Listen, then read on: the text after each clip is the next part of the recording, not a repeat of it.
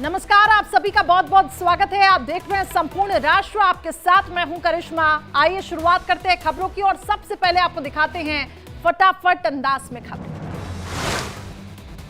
ASEAN शिखर सम्मेलन में हिस्सा लेने के बाद दिल्ली पहुंचे प्रधानमंत्री मोदी। थोड़ी देर में G20 सम्मेलन की तैयारियों की करेंगे समीक्षा बैठक। G20 सम्मेलन को लेकर कांग्रेस का सरकार पर तंज, कहा प्रधानमंत्री करोड़ों का खर्च कर इतना बड़ा आयोजन कर रखे हैं, कम से कम ऐसा काम करते कि रूस चीन हिस्सा ले।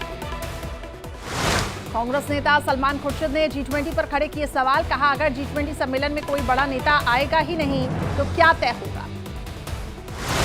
आसमान में लहराएगा G20 का परचम, धरती से 10,000 फीट ऊपर विंग कमांडर गजदानंद यादव ने भरी उड़ान।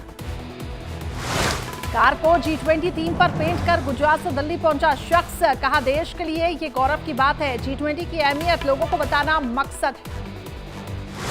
G20 मेहमानों के लिए दिल्ली तैयार, कई चौराहों पर लगे सम्मेलन में शामिल होने वालों के देशों के झंडे और सिंबल लोगों के आकर्षण का बना केंद्र। G20 के दौरान सुरक्षा के मद्देनजर बम डिफ्यूजल स्क्वाड और स्नीफर डॉग भी तैनात। दिल्ली पुलिस के जवानों और वॉलंटियर समेत 40,000 लोगों की लगाई गई ड्यूटी। दिल्ली में G20 शिखर सम्मेलन से पहले सुरक्षा व्यवस्था के कड़े इंतजाम। सेंट्रल दिल्ली पुलिस ने मोबाइल पुलिस स्टेशन को लॉन्च किया।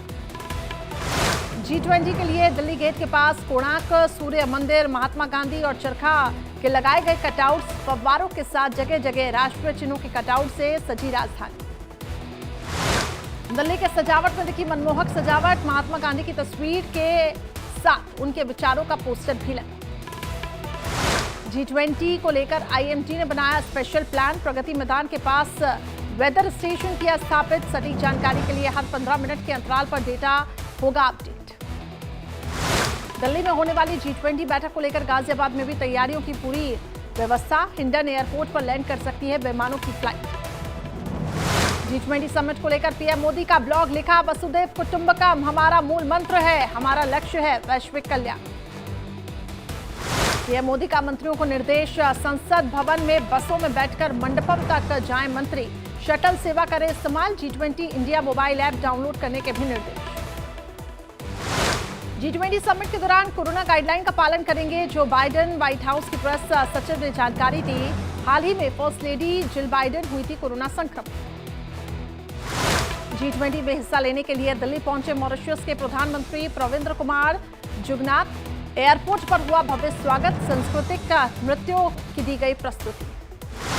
इंडोनेशिया के जकार्ता कन्वेंशन सेंटर में पीएम मोदी का हुआ संबोधन, बोले आसियान भारत समिट हमारे लिए अहम है, आपसी सहयोग से तेजी से प्रगति हो रही है। आसियान समिट में प्रधानमंत्री ने कहा कि 21वीं सदी हम सबकी सदी है, मानव कल्याण के लिए सबका प्रयास, हर क्षेत्र में मिलकर काम करने की है जरूरत। DMK नेता ए राजा ने सनातन को लेकर विवादित बयान दिया, HIV कुष्ठ रोग से करती सनातन की तुलना, कहा कलंक वाली बीमारियां जैसा है सनातन। ए राजा के बयान से कांग्रेस ने किया किनारा। कांग्रेस प्रवक्ता पवन खेड़ा ने कहा कि हम सभी जाति धर्म का करते हैं सम्मान, ए राजा के बयान से सहमत नहीं। सनातन धर्म पर उदयनिधि के दिए बयान को लेकर हो रही है आलोचना। तमिलनाडु के मदुरई में हिंदू संगठन ने उदयनिधि के बयान के खिलाफ प्रदर्शन किया। आंध्र प्रदेश, तेलंगाना में उदयनिधि स्टालिन के खिलाफ लगे पोस्टर, उदयनिधि को जूते मारने पर 10 लाख रुपए देने की घोषणा। उदयनिधि स्टालिन ने अपने सनातन वाले बयान पर सफाई दी, कहा मेरे बयान का निकाला जा रहा है गलत मतलब, हम किसी धर्म के नहीं हैं दुश्मन। उदयनिधि स्टालिन की सनातन धर्म संबंधी टिप्पणी पर केंद्रीय मंत्री गिरिराज सिंह का बयान, कहा राहुल गांधी, नीतीश कुमार, लालू प्रसाद यादव चुप हैं, आखिर ये कब बोलेंगे। तमिलनाडु के बीजेपी नेताओं ने राज्यपाल RN रवि से मुलाकात की, उदयनिधि स्टालिन के खिलाफ सौंपा ज्ञापन, मंत्री PK को बर्खास्त करने की भी मांग।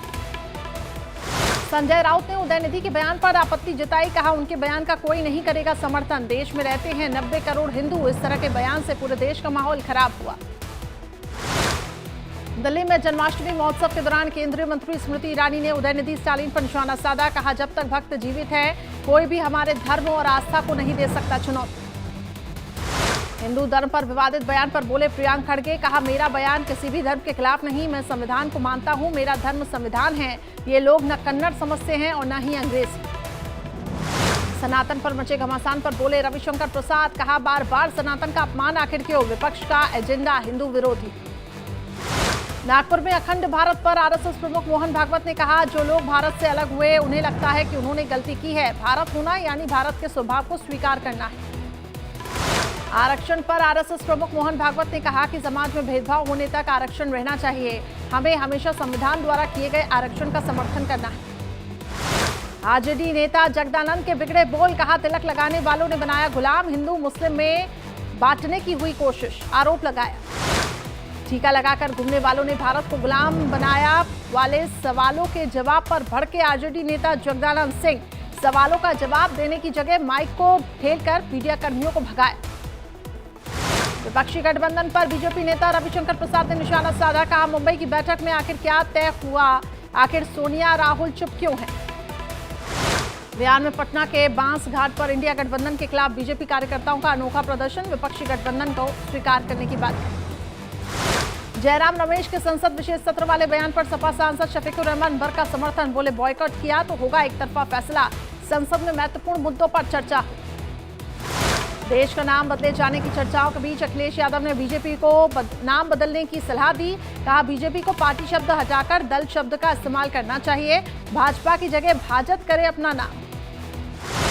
चीन ने की ताइवान पर हमले की तैयारी, ताइवान के 2 शहरों के करीब पहुंची चीनी सेना, आर्म फोर्सेस और हथियारों के साथ ताइवान से सटे इलाकों में बढ़ाई गई सैन्य ताकत। पाकिस्तान के चित्राल में हुआ बड़ा आतंकी हमला, टीटीपी आतंकियों ने सेना पर अंधाधुंध फायरिंग की, हमले में 11 पाकिस्तानी सैनिक मारे जाने की खबर, 40 घायल। पाकिस्तानी सेना की चौकियों पर टीटीपी आतंकियों ने किया था हमला, पाकिस्तान आर्मी के 90 से ज्यादा सैनिकों के अपहरण का दावा, स्थानीय लोगों ने जानकारी दी। नेपाल के काठमांडू में सत्ताधारी पार्टी के पूर्व मंत्री महेंद्र यादव पर हमला किया गया, हमले में महेंद्र यादव गंभीर रूप से घायल हुए, आरोपी को पुलिस ने गिरफ्तार किया। चीनी राजदूत के खिलाफ बोलना पूर्व मंत्री को पड़ा महंगा, पीसी में चीन के राजदूत को हद में रहने की सलाह दी थी, बाहर निकलते ही पूर्व मंत्री पर धारदार हथियार से हुआ था हमला। जापान में आज अपना मून मिशन SLIM में लॉन्च किया, 2024 की शुरुआत में चांद की सतह पर करेगा लैंड, मौसम की खराबी की वजह से एक हफ्ते में 3 बार हुआ था स्थगित। गुजरात के द्वारका में जन्माष्टमी पर श्रद्धालुओं ने निकाली खूबसूरत झांकियां, भारी संख्या में लोगों ने हिस्सा लिया, तरह तरह के आभूषणों से श्री कृष्ण की सजावट की गई। जन्माष्टमी पर मुंबई में दही हांडी को लेकर लोगों में भारी उत्साह, दादर में मटकी फोड़ने की तैयारियां, धूमधाम से मनाया जा रहा है श्री कृष्ण जन्मोत्सव। मुंबई में श्री कृष्ण जन्मोत्सव की धूम, महिला समूह ने काली पोशाक में विशेष नृत्य प्रस्तुत किया। मुंबई में जन्माष्टमी की धूम, इसरो की उपलब्धि पर दही हांडी का उत्सव जोर शोर से मनाया गया। जन्माष्टमी के मौके पर मथुरा में श्री कृष्ण जन्मभूमि में श्रद्धालुओं ने भगवान के दर्शन पूजन किए, रोशनी से चकाचौंध नजर आए मंदिर। जन्माष्टमी के मौके पर बरखेड़ी धाम पहुंचे मध्य प्रदेश के सीएम शिवराज सिंह चौहान, भगवान कृष्ण के दर्शन पूजन किए। गुजरात के अहमदाबाद में श्री कृष्ण जन्माष्टमी की धूम, इस्कॉन मंदिर में भगवान के श्रृंगार के लिए स्विट्जरलैंड से मंगवाए गए फूल, करीब 5 लाख श्रद्धालु करेंगे भगवान के दर्शन। नालंदा में जन्माष्टमी के मौके पर हो रहे हैं सांस्कृतिक कार्यक्रम, इस दौरान पुलिस ने किया लाठीचार्ज, भोजपुरिया गायक गुंजन सिंह के कार्यक्रम के दौरान बेकाबू हो गई भीड़।